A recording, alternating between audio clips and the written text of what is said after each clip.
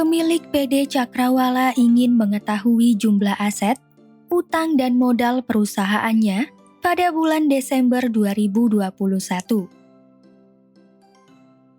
Hal ini penting untuk mengetahui posisi keuangan perusahaannya, yaitu kecukupan aset dan modal untuk operasional serta jumlah utang yang harus dilunasi pada periode berikutnya.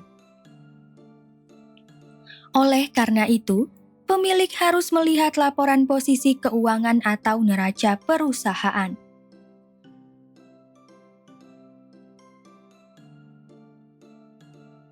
Nah, apa yang dimaksud dengan laporan posisi keuangan atau neraca? Bagaimana mekanisme penyusunan posisi keuangan atau neraca pada perusahaan dagang? Untuk mengetahuinya, mari kita simak pembahasan berikut ini.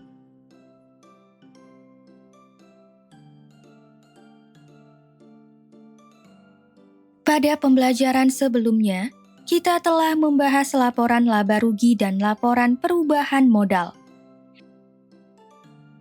Kali ini, kita akan membahas jenis laporan keuangan yang lain, yaitu laporan posisi keuangan atau neraca.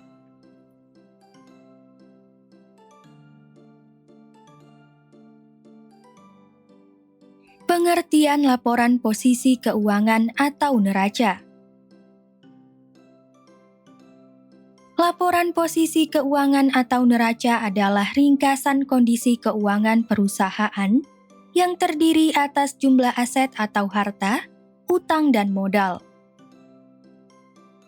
Pada laporan posisi keuangan, setiap akun disusun secara berurutan, mulai dari harta lancar sampai harta tetap.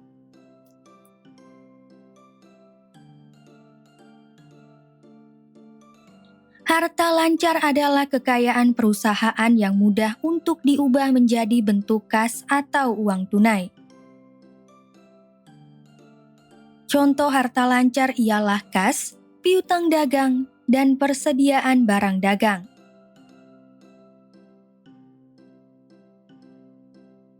Sementara itu, harta tetap adalah kekayaan perusahaan yang bersifat tetap atau permanen, sehingga sulit untuk diubah menjadi bentuk kas. Artinya, dibutuhkan prosedur yang rumit dan waktu yang relatif lama untuk mengubah harta tetap menjadi bentuk kas. Contoh harta tetap ialah peralatan, gedung, dan kendaraan.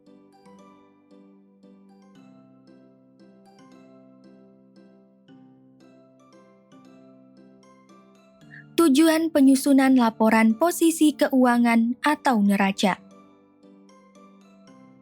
Laporan posisi keuangan disusun untuk mengetahui kondisi keuangan perusahaan berupa jumlah aset, utang dan modal pada satu periode tertentu. Dengan demikian, informasi pada laporan posisi keuangan dapat menjadi bahan pertimbangan bagi pemilik atau pengelola perusahaan untuk menentukan kebijakan operasional perusahaannya.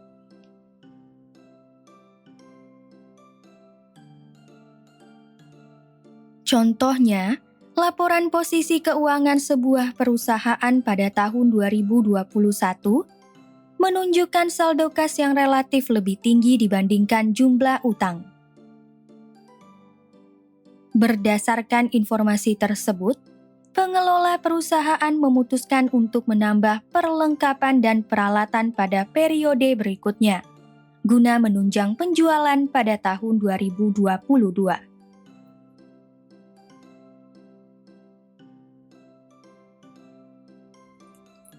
Komponen laporan posisi keuangan atau neraca. Laporan posisi keuangan terdiri atas 3 komponen utama, yaitu harta, utang dan modal dengan penjelasan sebagai berikut.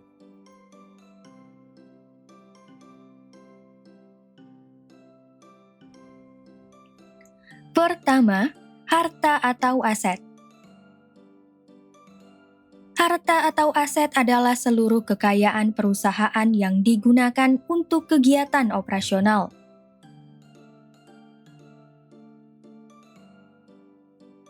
Pada laporan posisi keuangan, harta dikelompokkan menjadi dua macam, yaitu harta lancar dan harta tidak lancar atau harta tetap.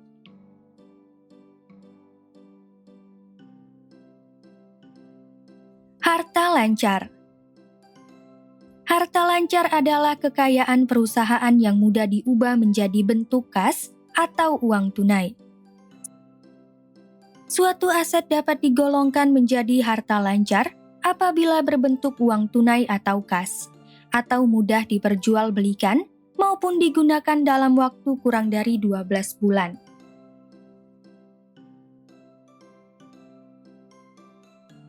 Contoh harta lancar ialah kas, piutang dagang, dan persediaan barang dagang.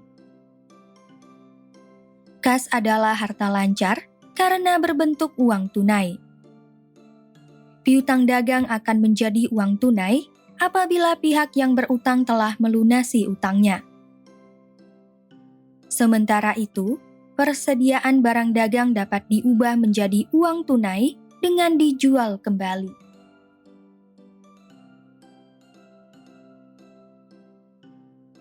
Harta tidak lancar atau harta tetap. Harta tidak lancar atau harta tetap adalah kekayaan perusahaan yang tidak bisa langsung dicairkan menjadi uang tunai. Biasanya, untuk mengubah harta tetap menjadi uang tunai, dibutuhkan waktu lebih dari 1 tahun, karena harta tetap cenderung sulit diperdagangkan.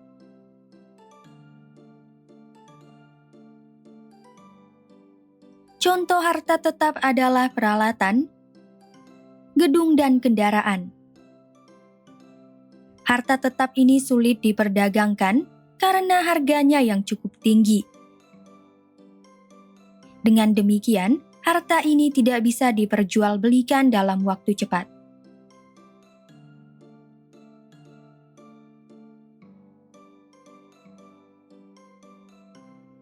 Kedua, utang atau liabilitas.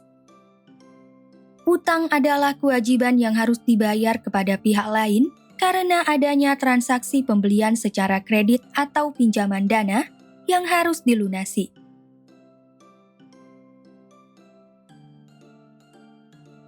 Utang dibagi menjadi 2 jenis, yaitu utang lancar atau jangka pendek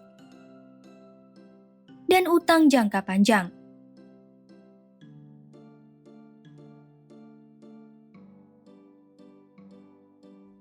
Utang jangka pendek atau utang lancar adalah utang atau kewajiban perusahaan dengan tanggal jatuh tempo yang harus dilunasi dalam waktu kurang dari 1 tahun.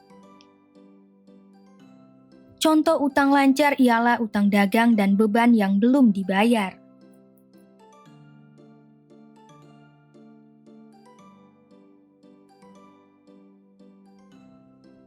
Utang dagang adalah utang perusahaan yang timbul karena pembelian barang dagang dan barang lain secara kredit.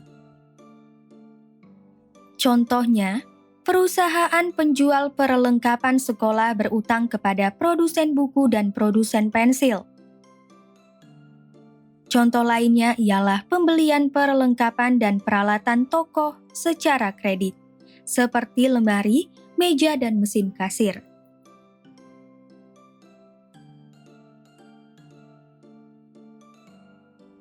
Beban yang masih harus dibayar adalah utang yang dimiliki perusahaan karena telah menerima suatu pekerjaan atau jasa terlebih dahulu.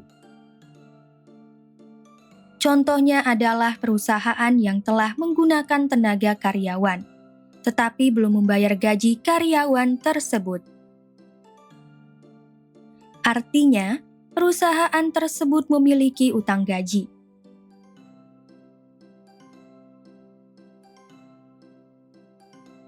Utang jangka panjang. Utang jangka panjang adalah utang atau kewajiban perusahaan yang memiliki tanggal jatuh tempo atau bisa dilunasi dalam jangka waktu lebih dari 1 tahun. Contoh utang jangka panjang ialah utang bank dan utang hipotek.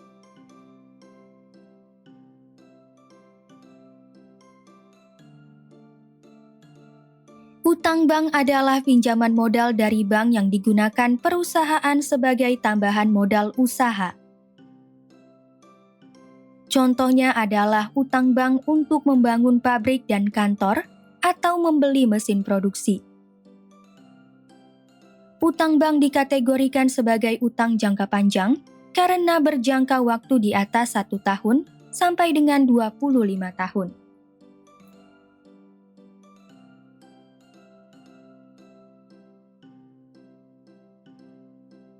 Utang hipotek adalah pinjaman dari bank dengan jaminan aset tetap. Contohnya adalah pinjaman dana dari bank dengan jaminan tanah dari peminjamnya. Utang hipotek dikategorikan sebagai utang jangka panjang karena memiliki jatuh tempo selama 15 sampai 25 tahun.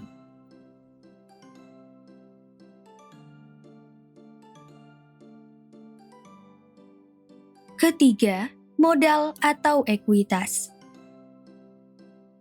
Modal atau ekuitas adalah dana atau aset lain yang ditanamkan oleh pemilik perusahaan untuk menjalankan kegiatan operasional. Besarnya modal dapat dihitung dengan mengurangi nilai harta dengan utang perusahaan.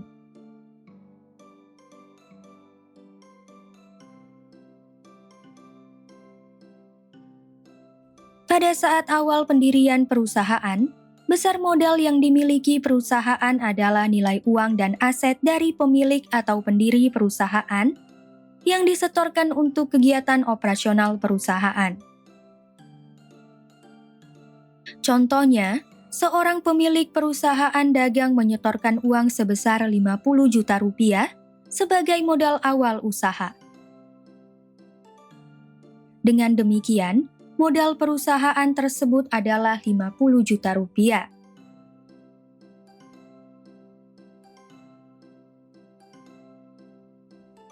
Mekanisme penyusunan laporan posisi keuangan atau neraca. Dalam menyusun laporan posisi keuangan perusahaan dagang, sumber data yang digunakan dapat diambil dari kolom neraca pada kertas kerja. Sama seperti pada perusahaan jasa, saldo harta terdapat pada kolom neraca di sisi debit, sedangkan saldo utang terdapat pada kolom neraca di sisi kredit.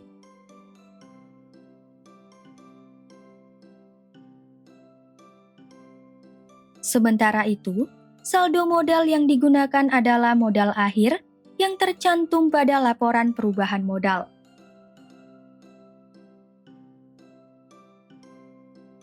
Laporan posisi keuangan dapat disajikan dalam dua bentuk, yaitu bentuk Staffel dan Skontro.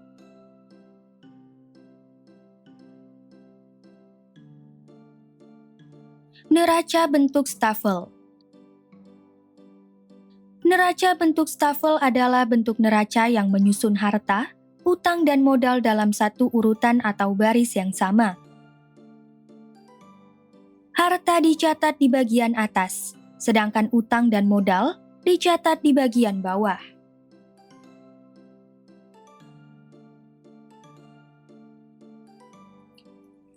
Berikut adalah neraca bentuk Staffel dari PD Cakrawala untuk periode 31 Desember 2021.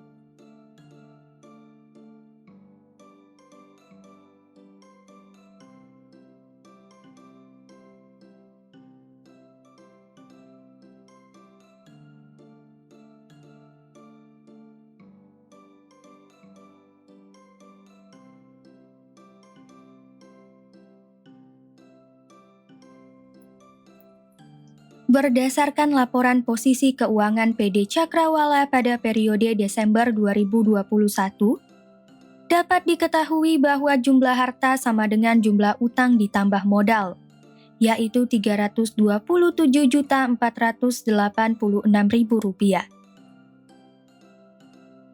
Hal ini sesuai dengan persamaan dasar akuntansi yang menyatakan bahwa nilai harta harus sama dengan jumlah utang ditambah modal.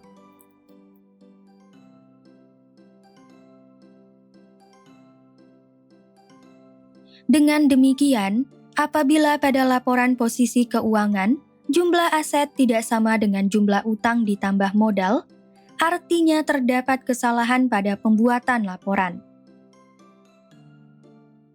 Kesalahan ini umumnya dapat berupa kesalahan penulisan atau penghitungan nominal akun, sehingga nilai harta berbeda dengan nilai utang ditambah modal.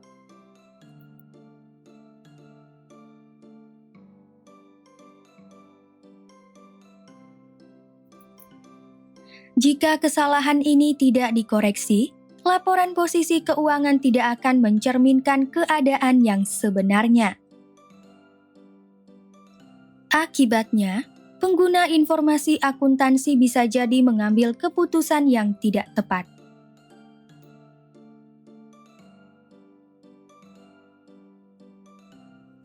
Neraca bentuk skontro. Neraca bentuk skontro adalah bentuk neraca yang memisahkan akun harta, utang, dan modal. Akun harta berada di sisi sebelah kiri, sedangkan akun utang dan modal berada di sisi sebelah kanan.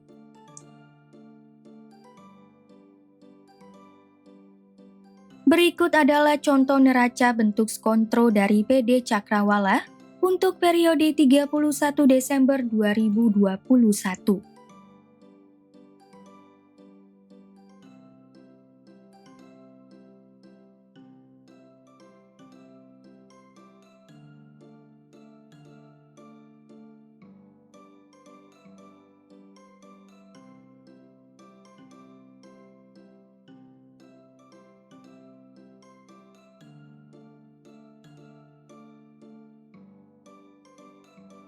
Berdasarkan laporan posisi keuangan bentuk skontro tersebut, jumlah harta sama dengan jumlah utang ditambah modal, yaitu Rp327.486.000. Dengan demikian, tidak ada perbedaan hasil penghitungan pada laporan posisi keuangan bentuk stafel dan bentuk skontro.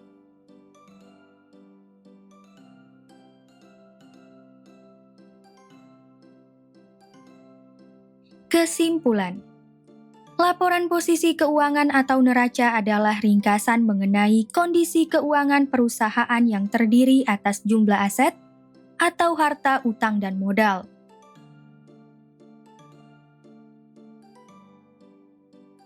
Tujuan penyusunan laporan posisi keuangan ialah mengetahui kondisi keuangan perusahaan, berupa jumlah aset, utang dan modal pada satu periode tertentu. Laporan posisi keuangan terdiri atas 3 komponen sebagai berikut. Harta yang terdiri atas harta lancar dan harta tidak lancar atau harta tetap. Utang yang terdiri atas utang jangka pendek dan utang jangka panjang. Modal.